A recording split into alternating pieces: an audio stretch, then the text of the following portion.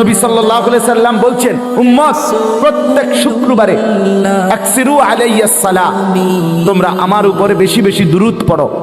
ফাইন্না সালাতাকুম মা'রুদাতুন ইলাইয়া, কেননা জুমার দিন তোমাদের দুরূদ শরীফ আলাদাভাবে ফেরেশতা আমি রাসূলের সামনে আমার রওজা পাকে পেশ করে। সেই দুরূদ কি জিলাফি দুরূদ? কথা বলেন না কেন? তো তাইলে সেটা কোন দিন পড়বেন? সেটা কখন পড়বেন?